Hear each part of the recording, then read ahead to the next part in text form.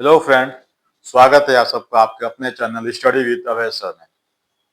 पिछली 2 या 3 कक्षाओं से हम लगातार स्टैटिक जीके का अध्ययन करते आ रहे थे और उस दौरान हमने भारत के राष्ट्रीय प्रतीक नेशनल सिंबल के अंतर्गत जो भिन्न भिन्न चीजें आती हैं हमने उनका अध्ययन किया।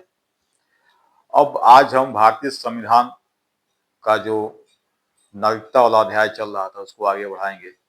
नागरिकता में हमने इसके पहले जो उसका बेसिक टर्म्स था उसको देख लिया था और जो नागरिकता में अनुच्छेद दिए थे 5 से 11 तक उसका हमने अध्ययन कर लिया था।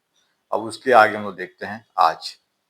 तो देखिएगा, हम अनुच्छेद 11 में ये बताए थे कि अनुच्छेद 11 में संसद को ये अधिकार दिया गया था कि वो समय समय पे नागरिकता संबंधी विधेयक या अधिनियम बनाकर ये तय कर सकती है कि कौन से लोग भारत के नागरिक होंगे और कौन से लोग भारत के नागरिक नहीं होंगे। तो संसद ने सबसे पहले अनुच्छेद 11 का प्रयोग करते हुए भारतीय नागरिकता अधिनियम 1955 में पारित किया था।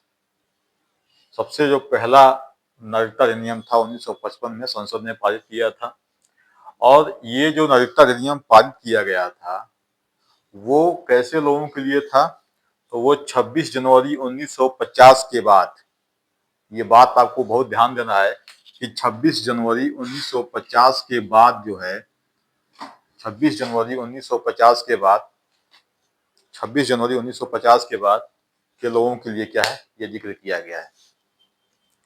अब देखिए इसमें क्या कहा गया है कि यदि आपको 26 जनवरी 1950 के बाद भारत की नागरिकता यदि आपको प्राप्त करनी है, अगर आपको भारत की नागरिकता प्राप्त करनी है तो वो 5 आपको तरीके बताए गए हैं, वो 5 प्रकार बताए गए हैं कि आप किस किस तरीके से भारत के नागरिक हो सकते हैं। या यदि भारत की नागरिकता आपको परित्याग करनी है या भारत की नागरिकता आपसे वापस ली जाएगी तो उसके भी कितने प्रकार हैं, उनके भी 3 प्रकार बताए गए हैं। ठीक है, पहला है नागरिकता प्राप्त करने का पहला जो माध्यम है वो जन्म से नागरिकता प्राप्त करना। इसका मतलब ये हुआ जैसे हम और आप हैं, अभी इसका अध्ययन करेंगे कि जन्म से अर्थात बाई बर्थ, जिसको भी हम देखेंगे कि ये इसमें क्या कहा गया, फिर इसमें कुछ कमियां थी, इसको फिर कब सुधारा गया, कैसे सुधारा गया, हम उसको देखेंगे। फिर क्या है, रक्त संबंध या वंश क्रम के अनुसार। ठीक है, यदि कोई भारतीय है, ठीक है, उसके वो विदेश में चला जाता है या पुरुष या महिला जो भी है वहां शादी करता है, उसके बच्चे होंगे, उनको कैसे नागरिकता मिलेगी। पंजीकरण के द्वारा, ये ऐसे लोगों के लिए है जैसे जो भारतीय मूल के हैं और 2-4 पीढ़ी पहले जाकर कहीं विदेश में बच गए हैं, यदि उनके बच्चे भारत की नागरिकता प्राप्त करना चाहते हैं तो उनके लिए क्या प्रावधान है। इसके बाद से देशीकरण या प्रकृतिकरण। देशीकरण और प्रकृतिकरण का मतलब ये होता है कि ये, पहली बात तो समझिएगा कि ये विशुद्ध विदेशियों के लिए है। इसमें ना ही कोई भारतीय मूल का हो और न ही कोई दंपत्ति या युगल में से एक भारत का हो और एक विदेश का, ऐसी कोई बात नहीं है। ये कोई ऐसा विदेशी जो भारतीय होना चाहता है, जो भारत कनेक्ट कराना चाहता है, जिसका पहले कोई संबंध किसी भी तरह का कोई संबंध भारत से ना रहा हो। ठीक है, बस की बात। दूसरा क्या है, विदेशी भूमि अर्जन द्वारा। ये नाम से ही समझ रहे हैं कि यदि किसी हम लैंड को एक्वायर करते हैं तो वहां की जो रहने वाली जनसंख्या है वह स्वतः ही क्या हो जाएगी, हमारे यहाँ के नागरिक हो जाएंगे। और ये नागरिकता परित्याग के 3 हैं, मतलब त्यजन या परित्याग, स्वेच्छा से छोड़ देना। दूसरा क्या है, पर्यायवसन यानी टर्मिनेट कर देना। यदि आपको भारत की नागरिकता छोड़े बिना अगर किसी दूसरे देश की नागरिकता को ग्रहण करते हैं तो आपकी नागरिकता को क्या कर देंगे, टर्मिनेट कर दिया जाएगा। वंचन यानी कि नागरिकता से आप वंचित हो जाएंगे यदि लगातार भारत के बाहर 7 वर्ष या उससे अधिक समय तक रहते हैं तो। ठीक है, ये तमाम तरीके हैं। अब हम एक एक करके देखते हैं। ठीक है, अब हम एक एक करके देखते हैं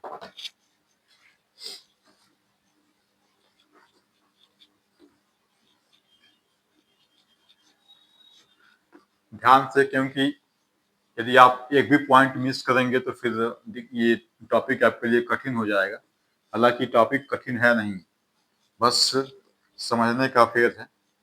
थोड़ा सा ध्यान देंगे तो चीजें बहुत आसान है। और ये ऐसी चीज है कि जो कंपटीशन की तैयारी कर रहा हो कई बार पढ़ा भी होगा, लेकिन सही से ना पढ़ने की वजह से कुछ न कुछ कंफ्यूजन बना रहता है। तो पहले हम देखते हैं हेडिंग, नागरिकता के अर्जन के प्रकार।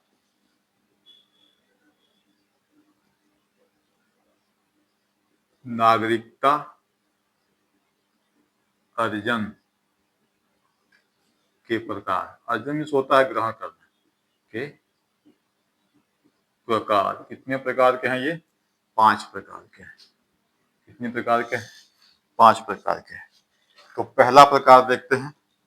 पहला क्या है? जन्म से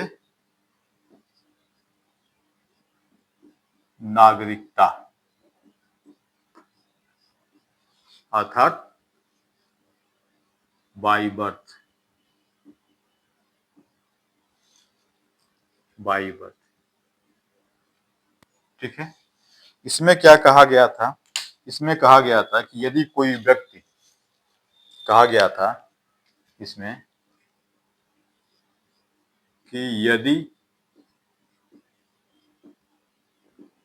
यदि कोई व्यक्ति 26 जनवरी 1950 के बाद भारतीय क्षेत्र में जन्म लेता है तो उसे भारत का नागरिकता प्राप्त हो जाएगी। इसमें यही कहा गया था, यदि कोई व्यक्ति 26 जनवरी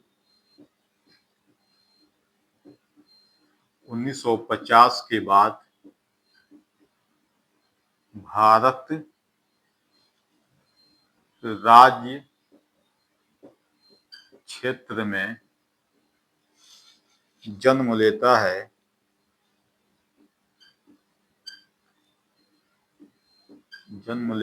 तो उसको नागरिकता प्राप्त हो जाएगी।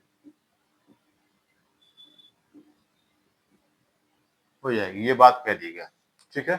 ठीक है भाई, यदि आप इस डेट के बाद भारत में आपका जन्म हो रहा है तो आप भारत के नागरिक मान लिए जाएंगे। तो देखने में तो सही भी लग रहा है, लेकिन इसमें बहुत बड़ा ब्लंडर मिस्टेक भी था। ये मिस्टेक क्या था? कमी क्या? उसी कमी को फिर आगे चलकर दूर किया जाएगा। जिसमें एक कमी है, वो कमी क्या है ध्यान दीजिएगा कि मान लीजिए कोई भारतीय, जैसे जो भारत के नागरिक हैं उनका तो ठीक है, यहाँ शादी किए हैं, यहाँ के नागरिक हैं, बच्चे पैदा किए हैं, उनको नागरिकता मिल जाएगी। लेकिन यदि कोई विदेशी व्यक्ति भारत घूमने आ रहा है, यदि कोई विदेशी कपल भारत घूमने आ रहा है और इत्तेफाक से यदि उसकी पत्नी प्रेग्नेंट है और उसके बच्चे की डिलीवरी भारत में हो जाए, तो क्या उस बच्चे को भारत की नागरिकता दी जाएगी? बाद में तो क्लेम कर सकता है कि मेरा जन्म भारत में हुआ है। तो इस आधार पे, किस जन्म के आधार पे नागरिकता, इसका हवाला देकर वो कह सकता है कि मुझे भारत की नागरिकता मिलनी चाहिए। तो इस कमी को दूर किया गया कब? इसमें थोड़ा सा परिवर्तन किया गया। इसमें थोड़ा सा परिवर्तन किया गया। परिवर्तन कब किया गया?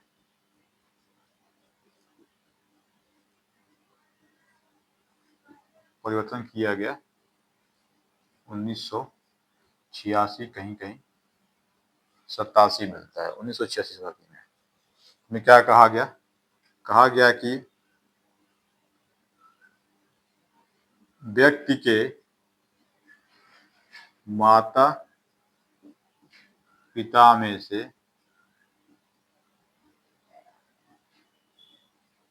किसी एक का जन्म, या माता पिता में से कोई एक व्यक्ति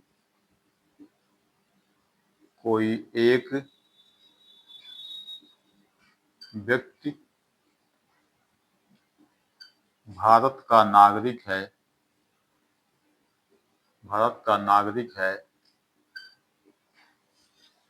है तो उसे नागरिकता प्रदान कर दी जाएगी।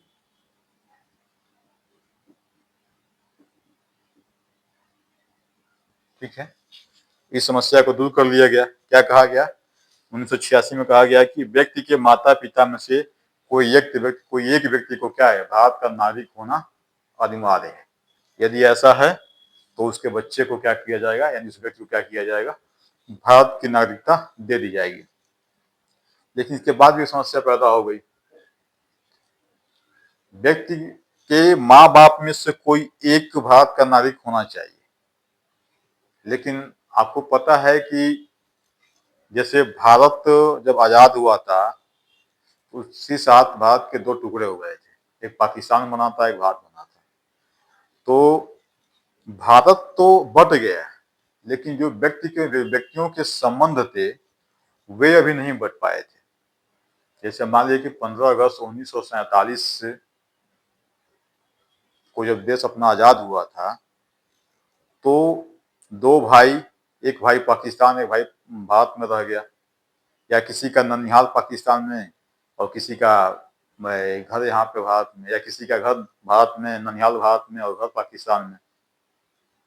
तो इन रिश्तों की वजह से लोगों का आना जाना बना रहा, और आते जाते वक्त क्या हुआ कि क्योंकि शादियां कैसे होती हैं, अक्सर शादियां देखा जाता है तो रिश्तेदारियों में लोग ढूंढना करना, अगर दूर की रिश्तेदारी हो, करना पसंद करते हैं।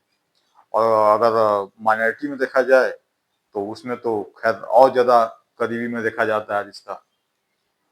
तो ऐसे केस में क्या हो रहा था कि मान लीजिए कि, और खासकर कश्मीर वाले मुद्दे पे ज्यादा समस्याएं आ रही थी कि कोई कश्मीर की कन्या हुआ है, पाकिस्तान का लड़का, उससे शादी हो गया, उसके बाद अब उनके बच्चे पैदा हो रहे हैं, तो फिर उस बच्चे का क्या होगा, उस बच्चे को कहाँ की नागरिकता मिलेगी। या कश्मीर का लड़का है, पाकिस्तान की लड़की है, उससे शादी हो गई, जो उससे बच्चा पैदा हो रहा है, उनको अगर वो माँ अगर दावा कर दे कि ये पाकिस्तान का नागरिक होगा, तो फिर क्या समस्या है, इस समस्या को कैसे हम आगे निकलेंगे उससे। तो ये सारी समस्याएं आ रही थी फिर भी, ठीक है। अब जैसे कुछ अवैध घुसपैठ, अवैध लोग आते थे, बाद में क्या आतंकवाद को बढ़ावा देने के लिए कुछ अवैध लोग आते, आप फिल्मों भी देखे होंगे कि अवैध लोग वहां से आए यहाँ पे, यहाँ के किसी गरीब घर की लड़की से शादी कर लिए, और फिर यहाँ पे उनके बच्चा पैदा हो गया और चले गए। एक मूवी आई थी फना, आमिर खान और काजोल की, तो उसमें दिखाता है कि एक्टर जो है बाहर से आता है, पड़ोसी राष्ट्र से आता है, यहाँ शादी करता है, फिर उसका बच्चा होता है और उसके बाद वो गायब हो जाता है। वो जो बच्चा हुआ, उस बच्चे की नागरिकता कैसे निर्धारित की जाएगी, ये समस्या बन रही थी। तो उस समस्या को सॉर्ट आउट करने के लिए दूसरी बार परिवर्तन किया गया, मैं यहाँ लिख रहा हूँ, दूसरी बार परिवर्तन किया गया।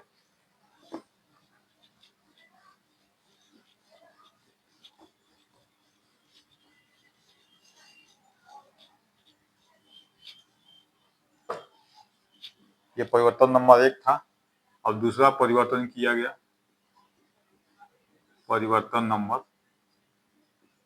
2, और ये कब किया गया था, ये 2003-4 में किया गया था, ठीक है। इसमें क्या किया गया था, इसमें कहा गया था कि व्यक्ति के माता पिता दोनों भारत के नागरिक हों। पहला इसमें 2 शर्तें दी गई थी। पहला तो ये था कि जो व्यक्ति है, व्यक्ति के माता पिता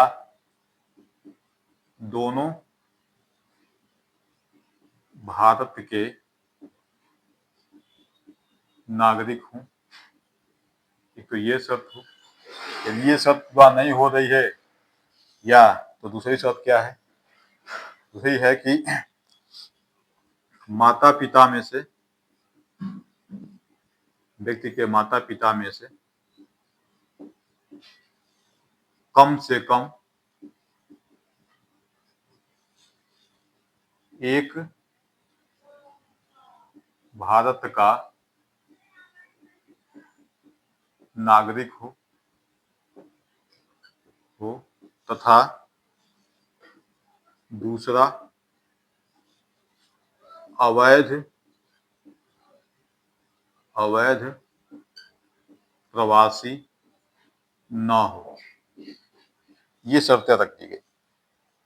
जन्म, देखिए जन्म से आधारित जो नागरिकता है, इसको संसद में बनाया 1955 में, जो नागरिकता अधिनियम, और कहा कि एक डेट दे दिया कि 26 जनवरी 1900, शुरू से समझते हैं कि संसद ने कहा कि जन्म से नागरिकता उन्हीं को मिलेगी, तो पहले उसमें डेट दिया कि 26 जनवरी 1950 के बाद उनका जन्म यानी उस व्यक्ति का जन्म भारत में हुआ हो तो उसे भारत की नागरिकता दे दी जाएगी। तो फिर समस्या क्या पैदा हुई? समस्या ये पैदा हुई कि यदि कोई बाहरी व्यक्ति भारत में घूमने आता है, उसको यहाँ बच्चा हो जाए तो फिर बच्चा दावा कर सकता है नागरिकता की। तो उससे बचने के लिए 1986-87 में एक परिवर्तन किया गया, एक संशोधन किया गया और उसमें क्या कहा गया कि व्यक्ति के माता या पिता में से कोई एक भारत का नागरिक होना चाहिए। क्या कह दिया कि जिस व्यक्ति को नागरिकता लेनी है उस व्यक्ति के माता या पिता में से किसी एक व्यक्ति को भारत का नागरिक होना चाहिए। तो जब ऐसी बातें कर दी गई तो फिर कश्मीर वाला मामला सामने आ गया। खासकर कश्मीर वाले क्षेत्र में ज्यादा देखा जाता था कि पाकिस्तान का कोई व्यक्ति आया, यहाँ कश्मीरी से कोई लड़की से शादी किया, उसके बच्चे होंगे, वो चला गया, तो जो उससे बच्चा पैदा उत्पन्न हो रहा है उस बच्चे की नागरिकता को लेकर समस्या उत्पन्न हो रही थी। तो फिर इसमें संशोधन किया गया 2003 और 4 में और क्या कहा गया कि नहीं, जन्म से नागरिकता उसी को दिया जाएगा जिसके माता पिता दोनों भारत के नागरिक हों। यदि ऐसा नहीं है तो माता पिता में से कम एक भारत का नागरिक हो तथा दूसरा अवैध प्रवासी न हो, मतलब अवैध तरीके से भारत न आया हो और आके यहाँ पे न शादी किया हो। कोई भी हो सकता है, लड़के या लड़की कोई भी हो सकता है, ठीक है। तो ये क्या है, जन्म से आधारित नागरिकता संबंधित प्रावधान थे। अब इसके बाद हम देखते हैं दूसरा क्या था, बताइए आप लोग। दूसरा था रक्त संबंध या वंश क्रम। रक्त संबंध या वंश क्रम द्वारा नागरिकता। दूसरा था रक्त संबंध या वंश क्रम द्वारा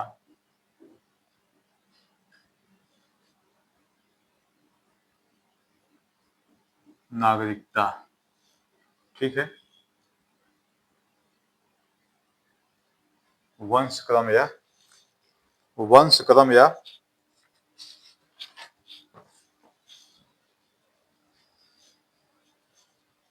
भारत की नागरिकता, ठीक है। कहाँ की नागरिकता? भारत की नागरिकता। तो इसमें क्या कहा गया, इसमें वही डेट वही दिया गया है कि 26 जनवरी 1950 के बाद, 26 जनवरी 1950 के बाद यदि कोई व्यक्ति विदेश में जन्म लेता है, विदेश में जन्म लेता है और उसके पिता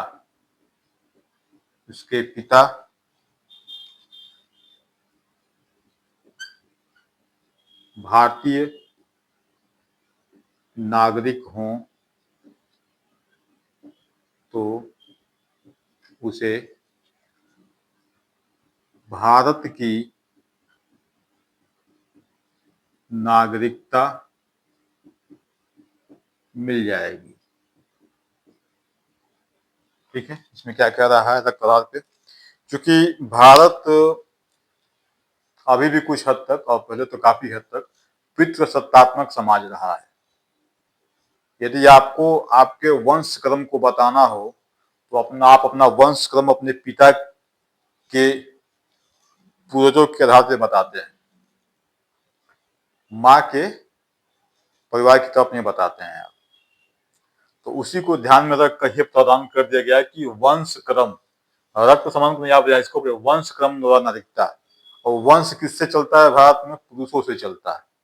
हो सकता है कि आगे आने वाले समय में जब लैंगिक इक्वलिटी की बात आए तो महिलाओं को भी अधिकार मिल रहा है और आगे मिलेगा भी, ठीक है। लेकिन यह है कि अधिकार का सदुपयोग करना चाहिए, दुरुपयोग नहीं। ठीक है। तो यदि कोई व्यक्ति विदेश में, कहा गया इसमें कि 26 जनवरी 1950 के बाद यदि कोई व्यक्ति विदेश में जन्म लेता है और उसके पिता भारतीय नागरिक हों तो उसे भारत की नागरिकता दे दी जाएगी। यहाँ पे एक शब्द का ध्यान रखिएगा, शब्द जो है यहाँ ध्यान देने वाला है वो है पिता। यहाँ पिता का मतलब है कि सिर्फ पिता क्या है, सिर्फ पिताजी हो। ये नहीं कि यदि कोई लड़की यहाँ से जा रही है और वो वहां शादी कर रही है और उसका बच्चा पैदा हो रहा है तो उसको नागरिकता मिल जाएगी। तो ये इसमें एक कमी थी कि केवल पिता को ही दिया गया था। तो कहीं ना कहीं लैंगिक इक्वलिटी का यहाँ क्या हो रहा था, हनन हो रहा था। ठीक है। तो फिर इसके विरोध हुआ, जब विरोध हुआ तो इसमें परिवर्तन किया गया, इसमें परिवर्तन किया गया। परिवर्तन, और वो परिवर्तन कब किया गया था? किया गया था 1992 में। कब किया गया था? 1900। तो इसमें क्या कहा गया? उसमें कहा गया कि यदि किसी व्यक्ति का जन्म विदेश में हुआ है और उसके माता पिता या दोनों में से कोई एक भारत का नागरिक है, भारत का नागरिक है, तो उनका बच्चा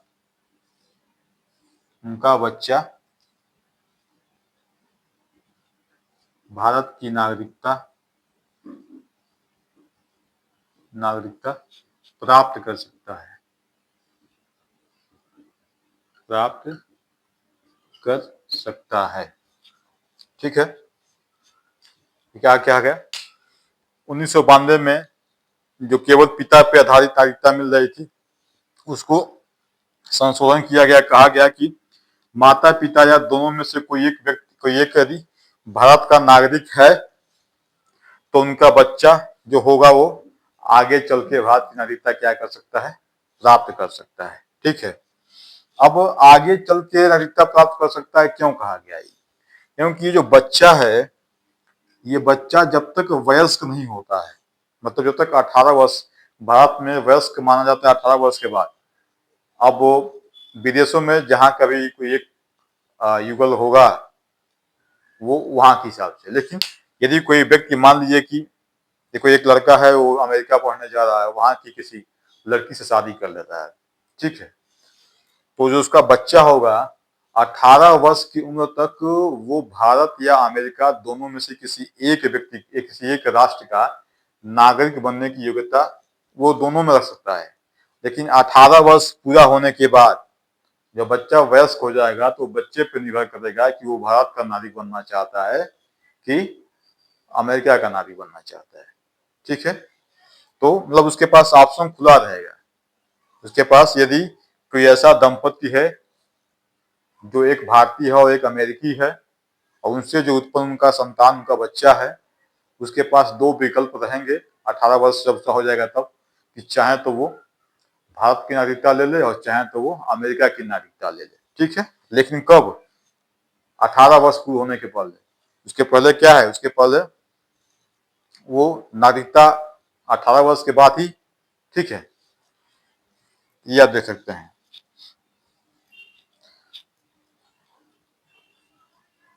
लेकिन एक इसमें, अब इसमें शर्त क्या क्या दिया गया है? ये नागरिकता तो दे सकते हैं लेकिन इसमें शर्त भी दिया गया है। शर्त क्या क्या है?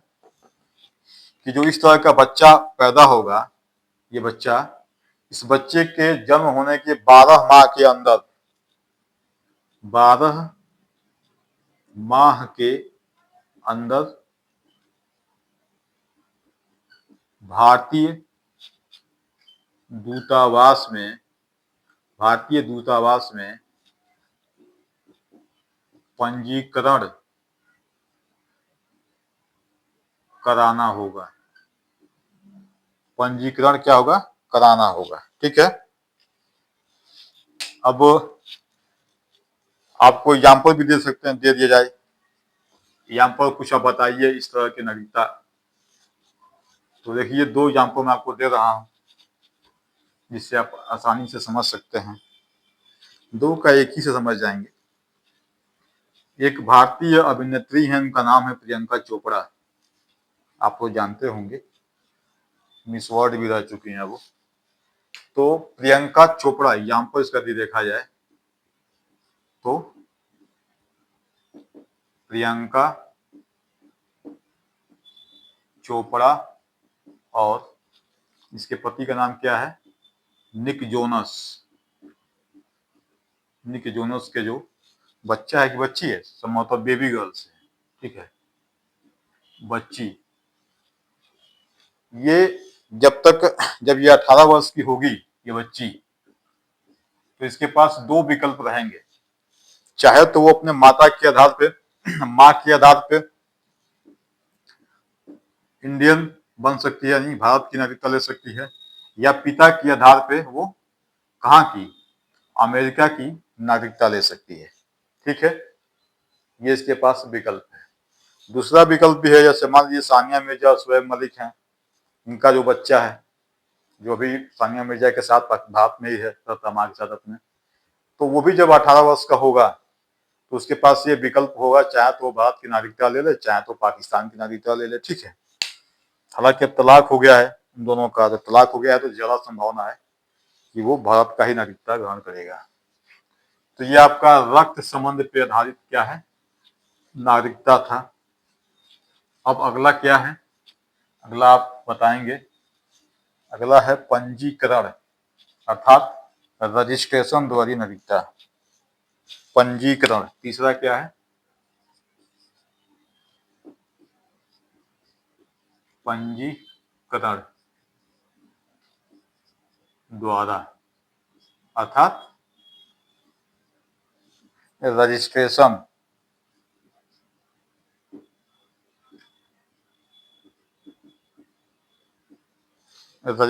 द्वारा नागरिकता। इसमें क्या कहा गया है, इसमें भी वही डेट दिया गया है। अच्छा, ये पंजीकरण किसके लिए है, ध्यान रखिएगा, ये नागरिकता जो है उन विदेशियों के लिए है जो भारतीय मूल के हैं। कैसे हैं, भारतीय मूल के, अर्थात उनके पूर्वज कभी भारतीय हुआ करते थे, ठीक है। तो आप ऊपर एक लाइन लिख लीजिएगा जानकारी के लिए,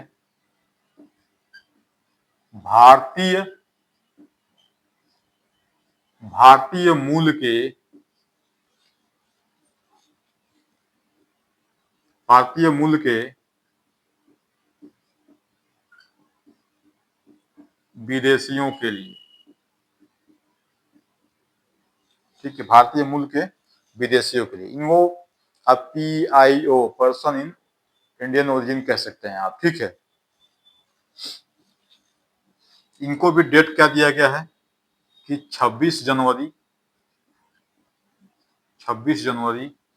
1950 के बाद भारतीय मूल के विदेशियों के बाद भारतीय मूल के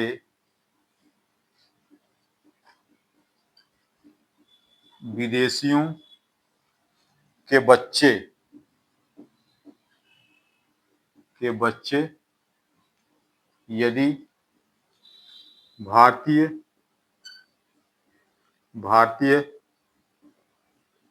नागरिकता ग्रहण करना चाहते हैं या प्राप्त करना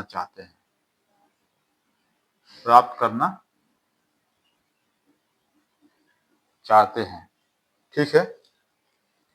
अच्छा, भारतीय मूल के विदेशी अर्थात कितने पीढ़ी पूर्व हम कह सकते हैं, तो बहुत ज्यादा नहीं है कि सैकड़ों पीढ़ी पूर्व, 50 पीढ़ी नहीं, 4-5 पीढ़ी पूर्व यदि कोई व्यक्ति भारत से बाहर चला गया है और उनके जो वंश के लोग हैं वो यदि भारत की नागरिकता लेना चाहते हैं तो क्या कर सकते हैं, हमको दे सकते हैं, ठीक है।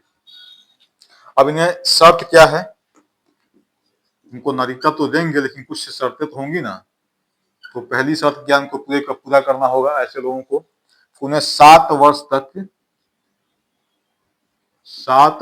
तक भारत में निवास करना होगा, ठीक है।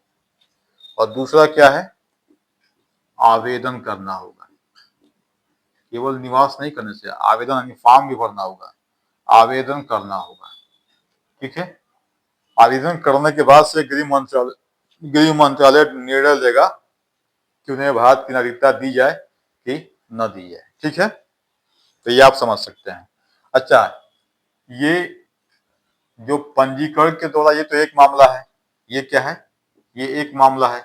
दूसरा मामला क्या है कि यदि कोई बाहरी व्यक्ति भारतीय व्यक्ति से शादी करता है, यदि कोई विदेश की लड़की या लड़का किसी भारत के लड़की या लड़के से शादी करते हैं, तो उनको नागरिकता कैसे दी जाएगी। जैसे मान लीजिए कि अभी एक केस आया था सीमा हैदर वाला, तो सीमा हैदर को नागरिकता कैसे दी जाएगी, कौन से प्रक्रिया से दी जाएगी नागरिकता, तो वो पंजीकरण ही होगा, ठीक है। तो इसमें दूसरा पॉइंट आप लिख सकते हैं यहाँ पे कि भारतीय नागरिक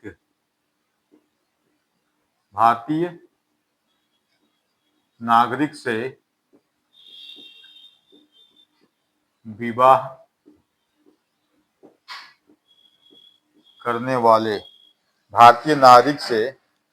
विवाह करने वाले व्यक्ति की नागरिकता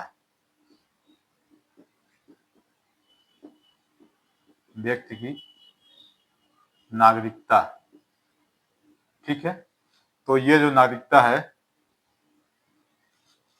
इसको भी सेम प्रोसेस से, यही जो शर्त है, यही शर्त, कौन सा, फिर से पहला शर्त है कि 7 वर्ष तक भारत में निवास और प्लस आवेदन करना होगा, ठीक है। अब इसमें समस्या ये पैदा हो रही है कि मान लो कि अगर सीमा हैदर के जो बच्चे उसके पहले पति से हैं, जो हैदर था उसके पहले पति से हैं, यदि वो बच्चे भी चाहें भारत में तो क्या उनको मिलेगी, हाँ, तो माँ के आधार पे उसको भी नागरिकता माता के आधार पे उनको भी नागरिकता मिल सकती है। हालांकि वो बहुत महत्वपूर्ण क्वेश्चन है, ये महत्वपूर्ण क्वेश्चन है कि यदि कोई विदेशी व्यक्ति भारतीय नागरिक से शादी करता है तो उसको नागरिकता जो दी जाएगी वो पंजीकरण द्वारा, बाय रजिस्ट्रेशन दी जाएगी, ये आपको समझना है, ठीक है। और दूसरा क्या है, पहला क्या था इसमें कि यदि कोई भारतीय मूल के विदेशी हैं, उनके बच्चे जैसे सुनीता विलियम्स वगैरह हैं, यदि ये चाहते हैं कि भारत की नागरिकता ली जाए तो उनको किस माध्यम से आना होगा, बाई रजिस्ट्रेशन आना होगा, पंजीकरण के द्वारा माध्यम से आना होगा, ठीक है। पहले व्यक्ति ये हो गए। और दूसरा, यदि कोई व्यक्ति भारतीय नागरिक से शादी करता है तो उसको भी किस माध्यम से नागरिकता दी जाएगी, तो बाई रजिस्ट्रेशन, ठीक है। यहां तक समझ में आ गया। अब एक और देखते हैं, इसके बाद से अगला जो है अगले क्लास में देखेंगे, एक और देखते हैं, प्रयास करते हैं फटाफट। हालांकि इसके बाद जो है वो बहुत महत्वपूर्ण है, और जो 2019 में नागरिकता संशोधन बिल आया था वो उसी पे आधारित था। तो अगला जो है नागरिकता प्राप्त करने का जो माध्यम है वो क्या है, वो है देशीकरण द्वारा। क्या है, देशीकरण द्वारा।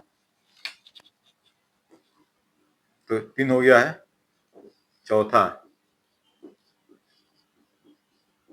देशीकरण द्वारा, इसी को बोलते हैं प्रकृतिकरण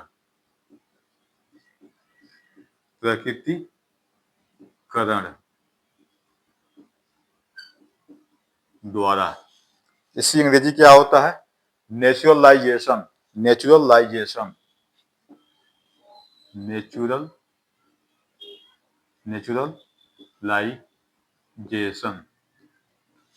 ठीक है, बाय नेचुरलाइजेशन।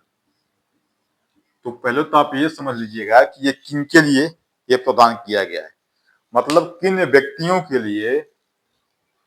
व्यक्तियों को नागरिकता देने के लिए देशीकरण प्रक्रिया को अपनाया जाता है।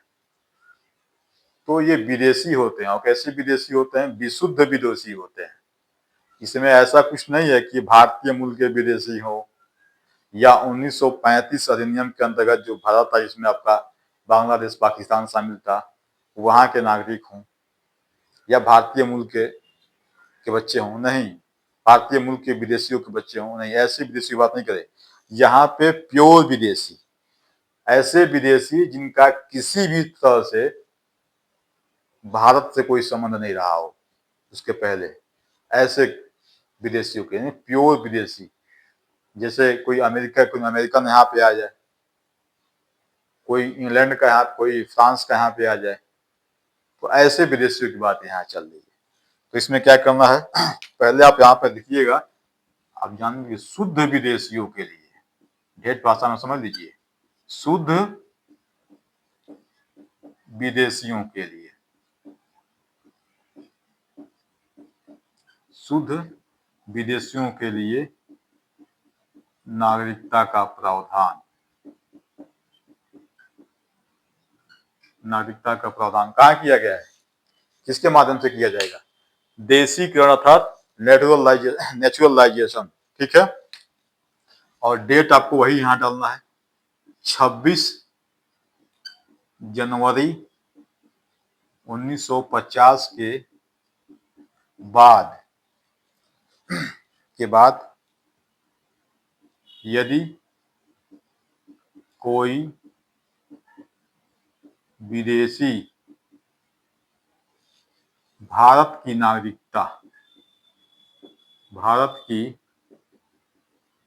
नागरिकता ग्रहण करना चाहता है तो उसे कुछ शर्तें माननी होंगी, कुछ शर्तें हैं वो पूरी करनी होंगी।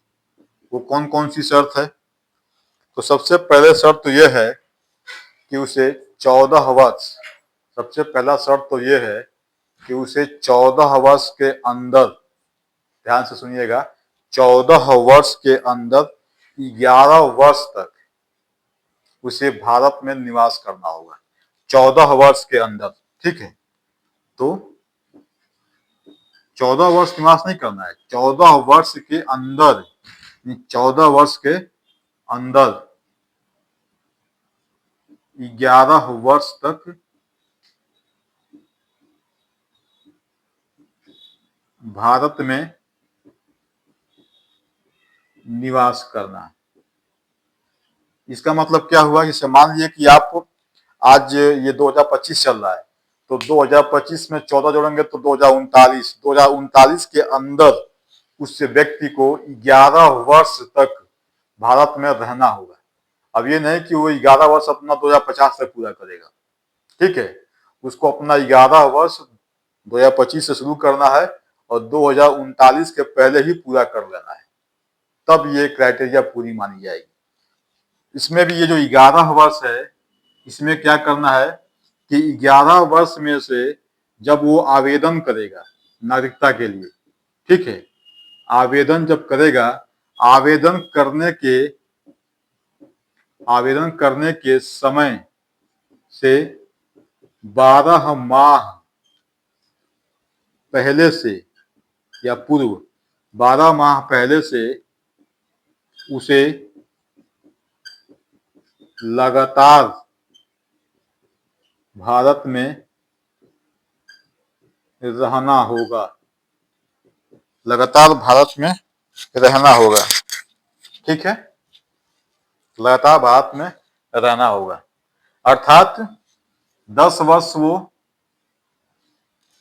वर्ष का जो उसका निवास है उसमें वो बीच में एक आध महीने का गैप ले सकता है, लेकिन जिस तारीख को वो आवेदन करेगा, उस आवेदन करने से ठीक पहले वो 12 महीने से लगातार भारत में निवास कर रहा होना चाहिए उसको, ठीक है, उसको करते होना चाहिए, ठीक है। तो ये आपकी दूसरी शर्त है। अब तीसरी शर्त क्या है? ये आपकी पहली शर्त है। फिर इसके बाद से दूसरी शर्त क्या है? तो उस व्यक्ति का चरित्र अच्छा होना चाहिए। दूसरा क्या है कि उस व्यक्ति का चरित्र, कैरेक्टर, मतलब आतंकवादी गतिविधि का ना हो, फरारिया ना हो, तो चरित्र अच्छा होना चाहिए। और प्लस भारत में निवास भारत में निवास करने की इच्छा होनी चाहिए। भारत में निवास करने की क्या होनी चाहिए? इच्छा होनी चाहिए। ठीक है, इसके साथ और क्या शर्त हो सकता है? दो शर्तें हो गई, एक दो शर्त और है, उसको भी देख लीजिए।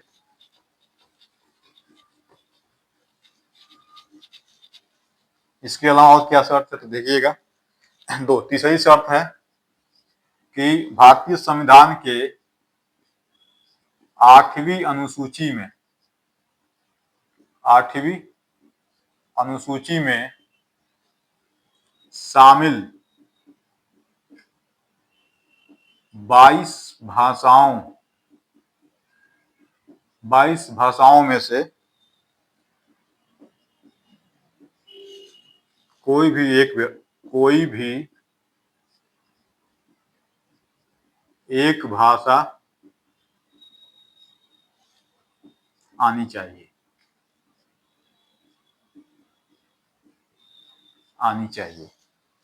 ये क्या आपका हो गया?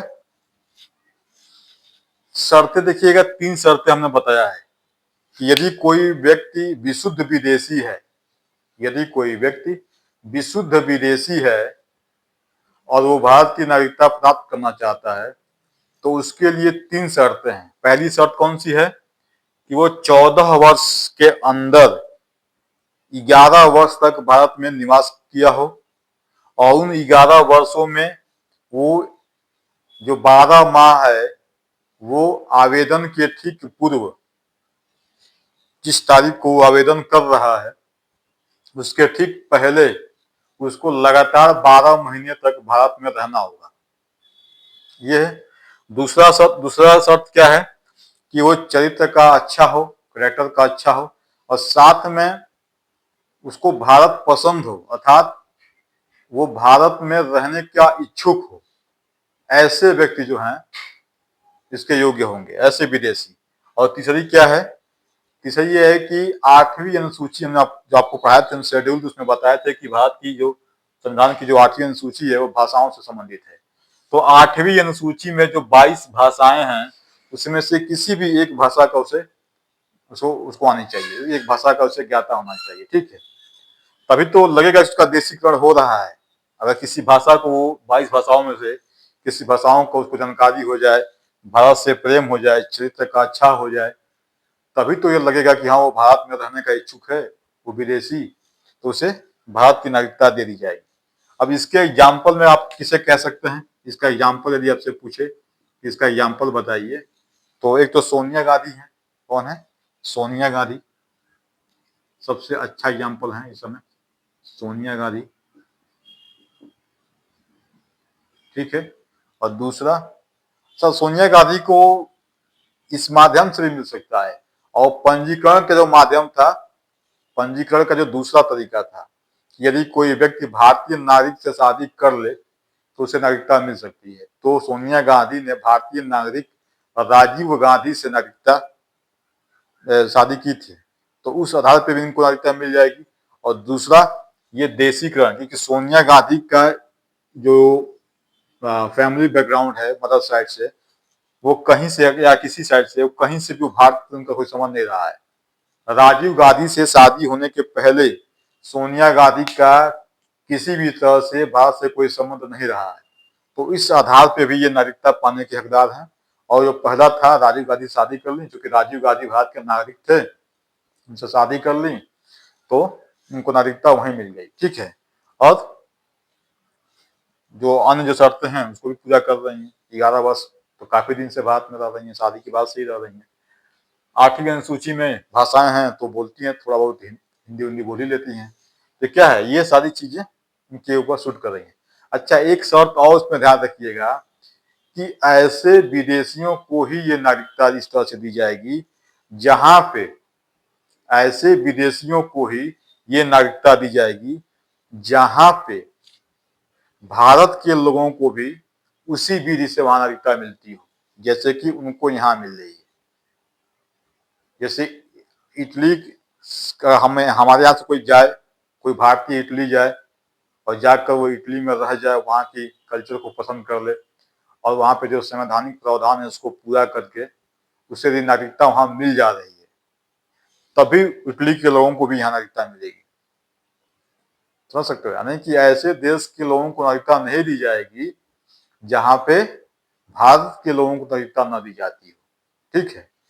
अब ये जो 2019 का नागरिकता संशोधन बिल आया था, उसका संबंध इसी प्रावधान से था, देशीकरण से। क्योंकि इसमें ये जो शर्त था ना 11 वर्ष, इसको कम किया गया है। और दूसरा क्या कहा गया है कि देशीकरण में 3 देश और 6 धर्म, यही इसमें विवाद के जड़ थे। तो 6 धर्म में कहा गया था कि 6 धर्मों में इस्लाम को बाहर कर दिया गया कि नहीं, इस्लाम जो है उनके, जो इस्लाम जो मतलब जो मुस्लिम धर्म है उनके लोगों को इसमें नहीं रास्ता दिया गया था। दूसरा जो 3 देश, कभी भारत के हिस्सा रहे हैं, जैसे भारत पाकिस्तान बांग्लादेश और अफगानिस्तान, यहाँ के मुस्लिमों को एंट्री नहीं थी, लेकिन वहाँ के जो अन्य 6 धर्म के हैं, जैसे हिंदू हो गया, सिख ईसाई बौद्ध क्रिश्चियन, वो वहाँ के चाहें तो उनका देशीकरण के माध्यम से यहाँ पर नागरिकता दे दी जाएगी। तो अब अगले क्लास में एक जो बच गया है, जो विदेशी भूमि अर्जन वाला, उसको देखा जाएगा, 1 या 2 बच गया होगा। ठीक है। और इसके बाद से जो ये आप CAA, PIO, NRI सब क्या होता है, इसके बारे में अध्ययन करेंगे। एक क्लास और लगेगा, नागरिकता आपका पूरा हो जाएगा। ठीक है। क्लास कैसा लग रहा है आप इस पे कमेंट के माध्यम से हमें सूचित करिएगा। और पढ़ाई देखिए, पढ़ाई आप जब करने बैठिए तो वैसे मेरे पास टाइम कम है, तो मैं एक टॉपिक को 2, 3, 4 क्लास में आपके सामने पेश कर रहा हूँ। खासकर भारतीय संविधान जब आप पढ़िए तो प्रयास ये कीजिए कि यदि हमने प्रस्तावना को 2 लेक्चर में पढ़ाया है तो उसको आप 2 दिन में ना पढ़ें, उसको आप एक ही साथ एक ही दिन में दोनों क्लास को देखें, उसको पढ़ें, फिर किसी बुक्स को पढ़ें और बुक्स को पढ़ने के बाद से प्रीवियस ईयर क्वेश्चन जो है उसको सॉल्व करें, तब तो उसको आपका बेनिफिट मिलेगा। इसी तरह से जो हमने अनुसूची पढ़ाया है, तो अनुसूची में 2 या 3 वीडियो होगा, तो वीडियो बहुत बड़ा बड़ा भी नहीं है, 25 मिनट 30 मिनट का वीडियो है। तो आप प्रयास ये करें कि 1 से सवा घंटा 1.5 घंटा में आप क्लास देख लेंगे। तो आप 1 1.5 घंटा क्लास देखिए, और क्लास देखने के बाद कोई आपके पास बुक हो, यदि कोई किताब हो, कोई भी किताब हो, तो उस किताब को आप, इस समय प्रस्तावना आपने पढ़ा, प्रस्तावना आपने क्लास देखा मेरा, उसके बाद से प्रस्तावना किसी किताब से पढ़ लीजिए या किसी नोट से पढ़ लीजिए। और पढ़ने के बाद तुरंत क्या कीजिए, प्रस्तावना से संबंधित प्रीवियस ईयर में जो क्वेश्चन आए हुए हैं उसको सॉल्व कर जाइए। आप यही काम हर चैप्टर के साथ कीजिए, तब आपकी तैयारी जो है परफेक्ट होगी। क्लास देखिए, किसी टेक्स्ट बुक को पढ़िए और फिर प्रीवियस ईयर क्वेश्चन सॉल्व कीजिए। यदि आप इतना कर रहे हैं तो आपका उस टॉपिक विशेष पे जो कमांड है वो बहुत अच्छा हो जाएगा। ठीक है। तो नागरिकता का एक क्लास और आएगा और उसके बाद से नागरिकता पूरा हो जाएगा। और नागरिकता समाप्त होने के बाद भारतीय संविधान के भाग 3 के अंतर्गत जो मूल अधिकार हैं उनका हम अध्ययन करेंगे। और क्लास कैसा लग रहा है आप कमेंट के माध्यम से हमें सूचित कीजिएगा। मिलते हैं अगले क्लास में, तब तक के लिए जय हिंद, जय भारत।